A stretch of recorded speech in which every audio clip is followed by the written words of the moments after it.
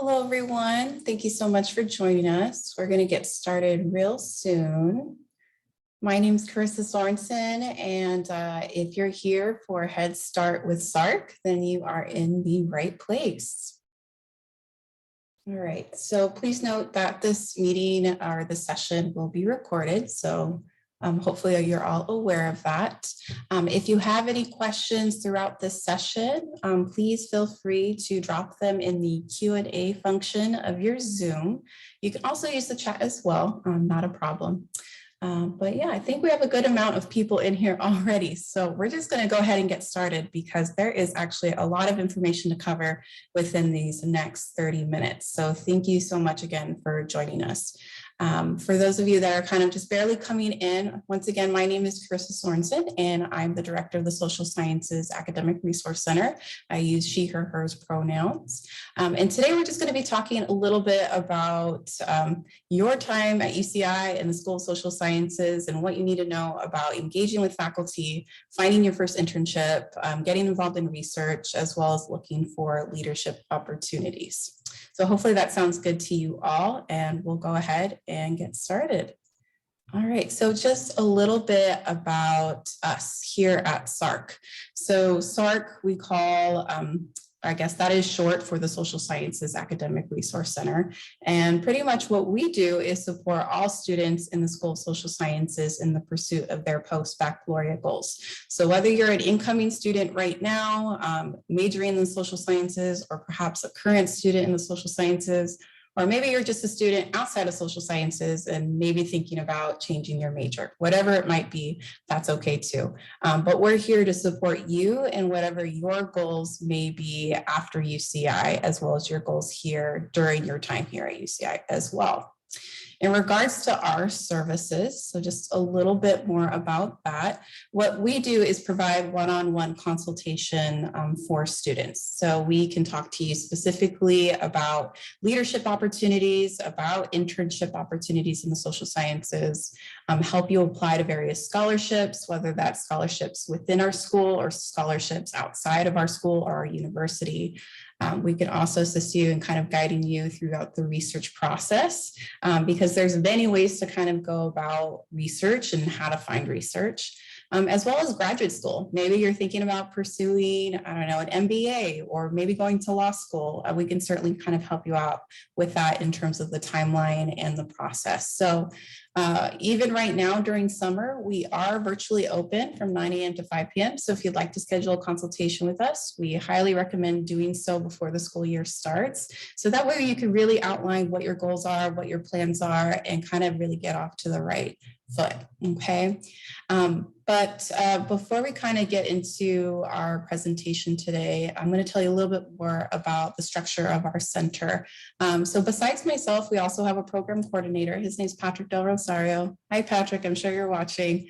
We also have peer consultants. So these are students that are just like you, who have a wealth of information and knowledge and have been in your shoes before, who maybe have, have had internships in the past or are currently applying to graduate school right now. They can certainly kind of guide you throughout their process too.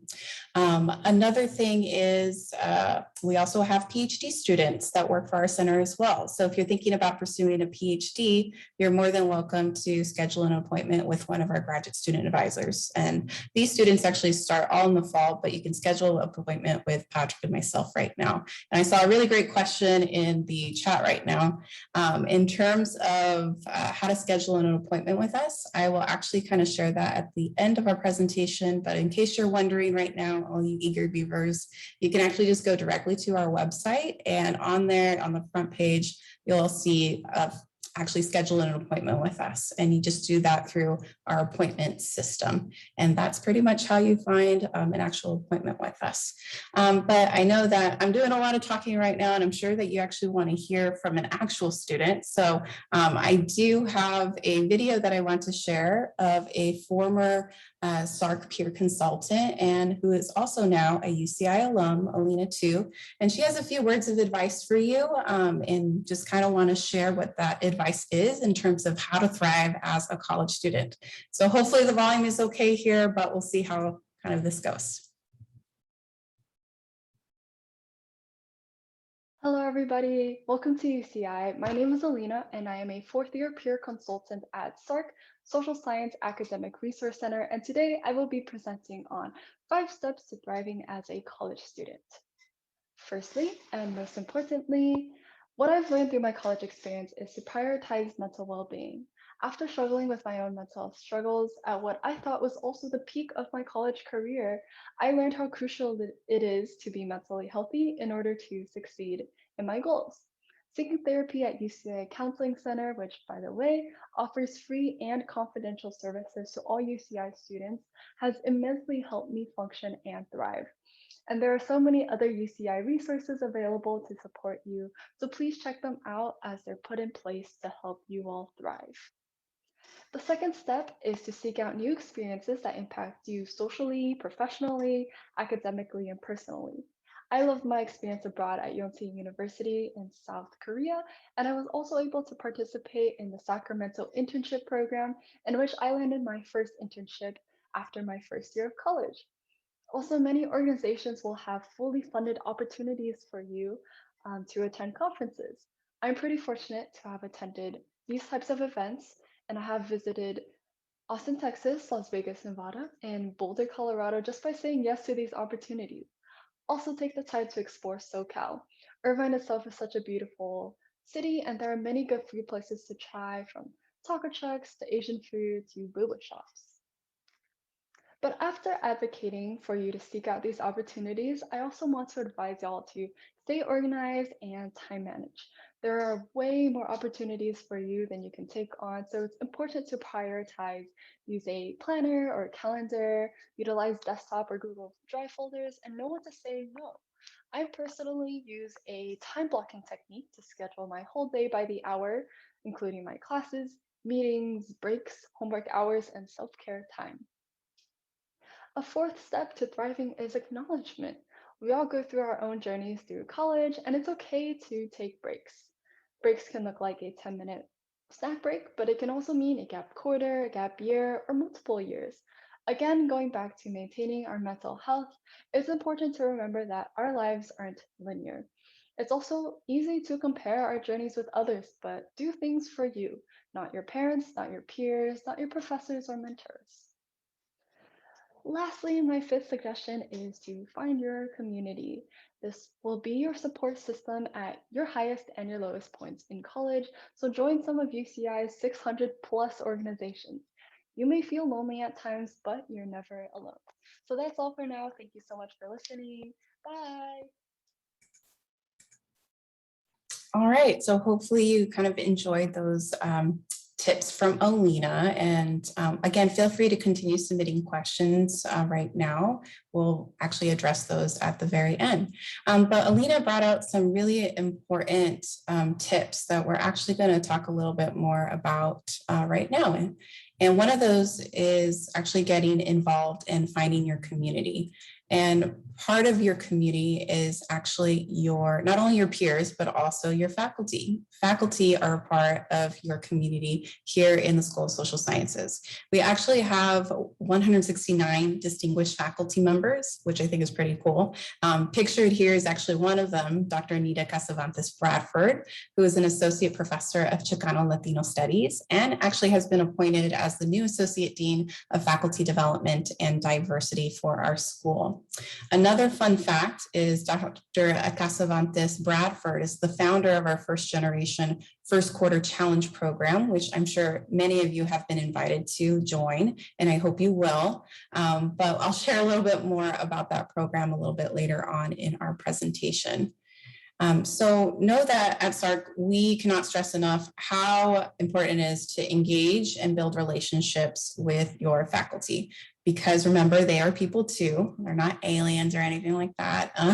But they're here to teach and mentor you. They're here to educate you and advise you. And by doing so, you are actually more likely to come across additional opportunities, including internships, research experiences, conferences, scholarships, mentorship, and much, much more.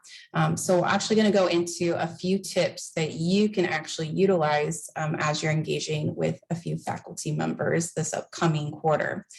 So first things first, do your own research on who your faculty members are. So for example, take a look at your study list, see who you're taking this quarter, what classes will you be in, who are the faculty that are teaching your classes. It's important to know who they are. And how do you go about in doing this? Simply by utilizing our faculty profiles on our departments, on the various department websites within our school. So you can actually go to www.soci.uci.edu/profiles.php, and there you'll be able to look up faculty. You can identify what their research interests are. You can even look up their own personal website. They might have their website for their own lab. You can also look up, what journal articles they have written, other scholarly work that they have written as well, and make sure that you know who you're talking to before you actually get into your courses. Another tip in terms of engaging with faculty is attending office hours. Now, for many of you, you might be attending office hours for the first time and may not know that terminology. What office hours is a set of hours that a professor will be available outside of class session. And they're there to help you answer your questions. Maybe it's something related to your assignment or your homework, or maybe you just want to get to know them more and ask questions. You're more than welcome to do that. But that's what office hours are for and should be utilized as well. So don't feel weird that you're, wasting your professor's time. You're not. That's what they're there for. Okay. In terms of how do you identify what your office hours are for your faculty member, this should be stated in the syllabi, your syllabus. So this contains information about information and details about the class, and that's typically where you're able to find those office hours. If you're not able to find it, or maybe you're trying to get in touch with a faculty member that you're not taking courses with this quarter, I suggest actually contacting the department directly and asking if they have the professor's office hours on hand that they can provide you. Another really important thing that you can also do during office hours, let's say if maybe their hours don't coincide with your availability, that's okay too. See if you could get in touch with them via email and schedule a one-on-one appointment with them. We always recommend having informational interviews with your faculty. So what is an informational interview?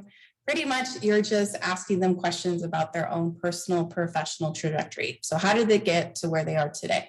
And this can really open up a lot of really great conversation just to get to a little bit to know more about what your professor's goals are, what your goals are, and just another way for connection.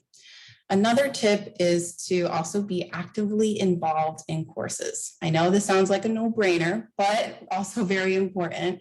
I'm sure that you're all very high achieving students and maybe did really well in school, and perhaps some of those times maybe you didn't do any homework but still passed and got that A. Well, in college it is very different. You do need to complete the readings, complete the assignments. Also, let's say if you're in a more virtual setting, actually posting on discussion boards, reading and replying to your other peers' posts. This is a really great form of engaging with other classmates and, of course, showing your faculty that you are engaging in the course in itself. If you're in person, you're in class, of course, raising your hand, answering questions, also sitting up in front. Don't be all the way in the back if you can, and if you feel comfortable doing so, like get towards the front, towards the middle, get a good seat. And so that way they can start putting a name to a face. I know there's sometimes a lot of students within a class, but it really showing the initiative and the effort will, help you stand out. And then, of course, we always recommend organizing study groups with your peers. Getting to know your other classmates as well is another really great way of forming or engaging just with others. So now we're going to go on to the next slide in terms of getting involved in research. So as part of a research university, we encourage you to get involved in some form of independent study or independent research. Now, research experience can really help you develop a wide variety of skills that will be really useful in any future career or educational endeavors that you might have. So think about all the analytical thinking skills that you can gain, or problem solving skills, or perhaps working in a team if you're part of a lab, for example. These are all really great skills that you can certainly develop as part of being a research project. And then, of course, going back to engaging with faculty, that will also help you identify a professor that you are interested in conducting research with or serve as a faculty advisor. So for example, like Dr. Jeffrey Krishmar pictured here, Dr. Krishmar is actually a professor of cognitive sciences, and he actually manages the Cognitive Anteater Robotics Laboratory. So we encourage you to kind of consider also the following research opportunities listed here on this slide. So first things first, consider in applying to your department's honors program. Now, this is something that you would be doing during your junior, senior year. And this is an opportunity for you to take honors, just advanced coursework.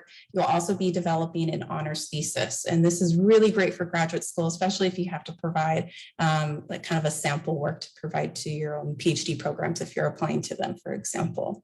I know that many of you are probably also part of the campus-wide honors collegium. So if you're actually getting involved in your department's honors program, that research that you do for that program can also be accepted as part of your campus-wide honors thesis. So it kind of, you're doing some double dipping there, which is pretty cool. And you get to double down on honors on your transcript too. So definitely look into that.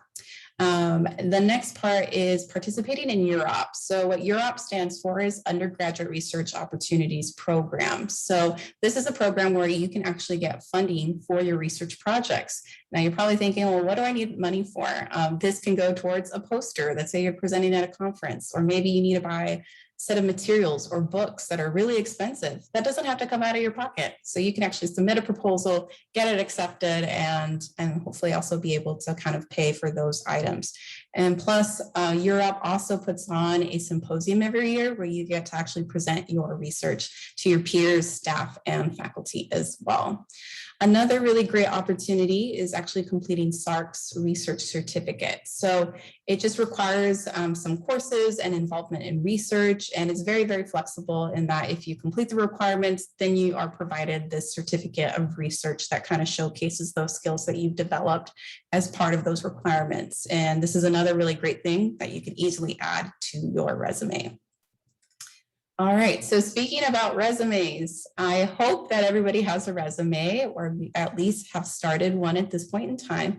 And if you don't have a resume, that's okay too. That's what we're here for at SSARC. We can help you get started on your first resume, as well as like look over your cover letter and provide additional experiences. But why is a resume, why is a cover letter really important? And so it's important because eventually you're going to be applying to internships or perhaps a part-time job. And doing so will not only help you gain career competencies, but also establish a really supportive professional network.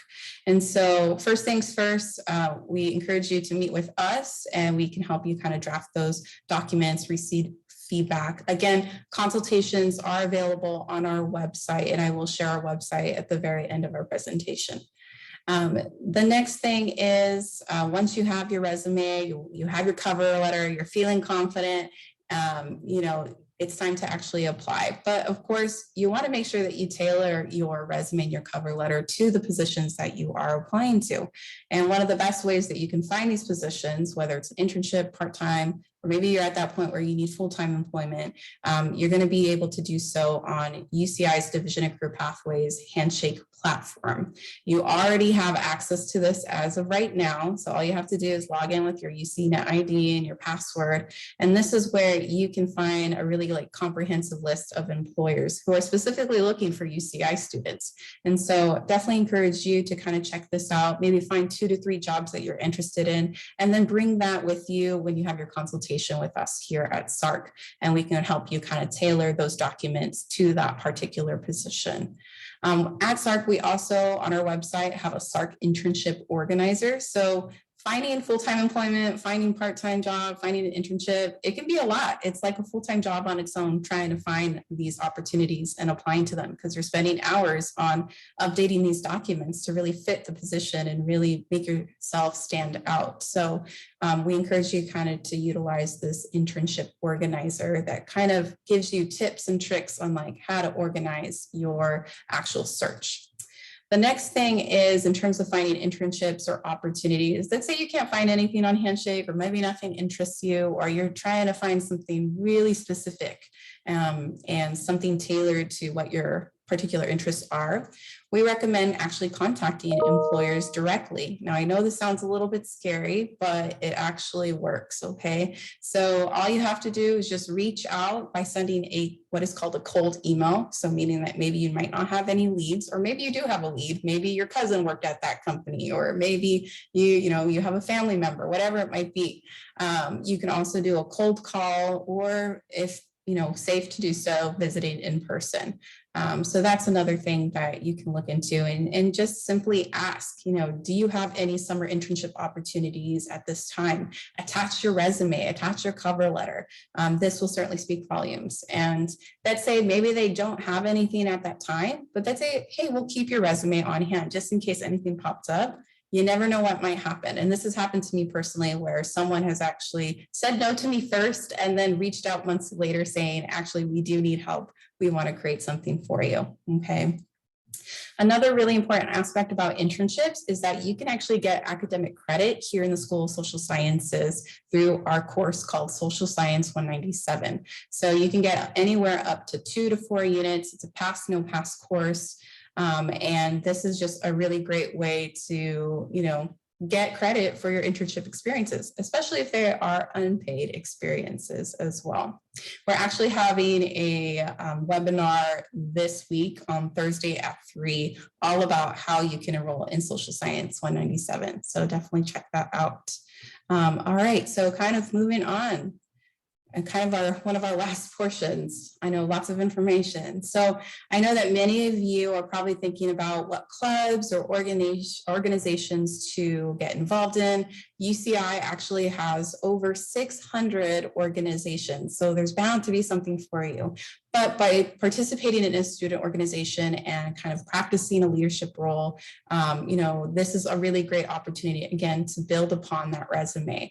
We encourage you to find, meaning in your everyday activities. This is how you make friends, by the way, getting involved in all these things. This will, help you make those relevant and really important connections between what you're also learning in class as well and whatever your future goals are. And in the interest of time, I'm actually going to be talking about a couple of these programs that you see listed here. So first things first is the Dean's Ambassadors Council, which is a group comprised of social science student leaders in our undergraduate community. And they are here to listen to you, your needs, your voices, your concerns. They're actually first in line in assisting school-wide events and functions, as well as really developing relevant programming for you all. And so this actually includes your department orientations that will be coming up during Welcome Week. More information about that through email. The next organization I want to highlight is our First Generation First Quarter Challenge, also known as FGFQ. I mentioned this with Dr. Anita Casavantes Bradford. This is actually a mentorship program where incoming first generation students are paired with a mentor, and they participate in weekly workshops and sessions that are aimed at really assisting students with their university transition. So if you're a first gen student in social sciences, you should have received your invitation by email. So definitely check your inbox. The other organization that I want to kind of share is our Summer Academic Enrichment Program, also known as SAEP. This is an intensive 5-week research program geared to first generation students. So participants actually take a research method courses, and they actually develop a research and be able to present that at a symposium as well. So another really great opportunity if you're looking for more research related items and you identify as first gen, that would be a great program to get involved with as well. But hopefully some of these programs kind of speak out to you. There's a lot of ways that you can get involved on campus. It's just a matter of taking the initiative and reaching out to those folks that oversee those particular clubs and organizations. So check out campus groups. That's where you can find the majority of organizations on campus, as well as our website here in the social sciences. So the last 5 minutes, we're going to go ahead and answer your questions. I know that there's quite a few here in the inbox. So I'm going to go ahead and try to answer those. But before I do so, I just want to mention that Once again, you can reach out to us. We are open currently virtually Monday through Friday, 9 a.m. to 5 p.m. So please check out our website, which is sarc.soci.uci.edu. And then you can also email us at sarc@uci.edu. In terms of finding consultations, go to our website. On the front page, you'll see schedule an appointment with us. And then also, if you're on social media, please follow us. We're available at UC Irvine SARC. We're on YouTube, on Facebook, Instagram. We're often posting various opportunities on there as well. So now I'm actually going to talk, or at least try to address some of these questions here. So for those of you who are still needing to maybe register for classes, who you should be talking to is the Undergraduate Student Affairs Office, which is actually separate from our office. We are the Social Sciences Academic Resource Center, and we do all the things but academic advising. And so any of those particular questions, you should address them to Undergraduate Student Affairs. We'll actually be emailing you all these links and information that I'm talking about, so that way you don't have to write anything down right now. But I will send the Undergraduate Student Affairs link to you all in case you're just wondering, where do I go for academic advising? So thank you for asking that. Other questions, how do we sign up for one-on-one consultations? Hopefully you heard that. It's through our website, sarc.soci.uci.edu. You'll be able to sign up there on our consultations page or the front page. It'll say, make it an appointment. Once I suppose I answer these questions, I can show you what the SARC website looks like if that will be helpful. Next question that we have, will there be links to these programs? Yes, absolutely. So we're actually going to provide you a PDF document of the slideshow, and the PDF document will have links on there that you can take a look at. So go to your favorite slide, click on some of those links, and you'll be able to find. So thank you for that question. We'll be able to access the recording after. Absolutely. We're going to be uploading this recording to our YouTube page, and we'll provide you the link to that after this session. So look out for your inbox for that email. And then last but not least, what if you have missed the deadline to apply for the honors program? Great question. I'm assuming that you're probably talking about campus-wide honors collegium. So if you are an incoming student, technically it's not too late. I believe if you're a freshman, you have up until your winter quarter of your sophomore year. And then if you're a transfer student, I believe you have up until I think winter quarter of your first year. So I suggest going to Campus-Wide Honors website and looking up those particular deadlines. There is a possibility that you can still enroll. In terms of department honors programs, those are typically during your junior, senior year. Let's say you're graduating this year and maybe it is too late for you. That's okay. You can still get involved in research. You don't have to be part of those programs to get involved in research. You can still do an independent study. You can just do research for the sake of research. That's really up to you. And so it's totally okay if you don't end up, meeting those deadlines. So hopefully that helps. And then do I need to get any license for internships? So that's a really great question.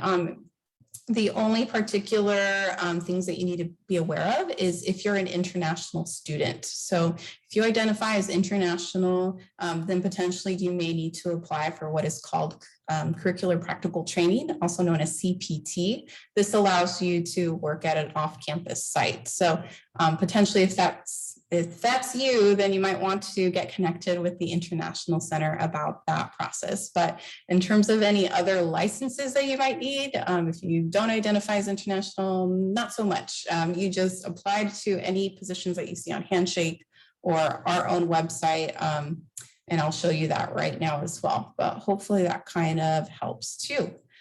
So thank you so much for answering or asking that question. So now I'm going to go ahead and for all those folks who are wondering, maybe what does our website look like and how to navigate that, I'll go ahead and take some time to kind of show you within our last minute that we have here together. So let's go ahead and take a look at the website. So again, sarc.soci.uci.edu. This is our website here, and this is where you can click here to schedule an appointment. You can also schedule an appointment by going under our services or programs and scheduling an appointment that way as well. Under here, you can review information about our various certificate programs, our FGFQ, Dean's Ambassadors Council. We have quite a few other resources on here as well. So for example, if you're interested in applying to graduate school, we actually have a timeline and also a letter of recommendations guideline as well. If you identify as a transfer student, we also have a transfer student toolkit, kind of identifies all the things that you need to be aware about. Finding research opportunities, we also have a guide about that. Under internships, this is where you're going to find that internship organizer that I suggested at the beginning of our presentation. We also have an internship database. So in addition to Handshake, you can also utilize our database. It's just a list of actual internships that past social science students have completed as well. And then here at SSARC, we actually have our own internship. So in winter quarter, those applications will become available if you want to become a SSARC peer consultant one day. And then here, this is where you're going to find more information about Social Sciences 197. And then, of course, all of our various events. You can check out our calendar or our events flyer as well. You can check out some of the past events that we've had. Take a look at some of the recordings that we have going on here if you missed some of our other summer workshops as well. And then, of course, if you need to get in contact with us, take a look at our contacts page, and you can certainly get a hold of us through here as well. But that is all that I have for you today. So thank you all so much. And yes, I think for the other question, how do I sign up for Social Science 197 webinar? I will go ahead and also put that in the email that I will send to you after this session.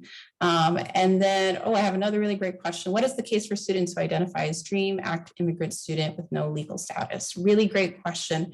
So you should go to the DREAM Center and ask about some of the options that you might have. And there are options for you, but definitely go to the DREAM Center. They're going to have all the information available to you, and they're certainly welcome to kind of help you there. But really great question. All right. Well, that is all the questions that we have time for. Thank you all so much. And I really hope this was helpful. Best of luck as you start the new academic year, and know that SSARC is here for you and will certainly, be a home for you. And yeah, feel free to reach out to us. Take care.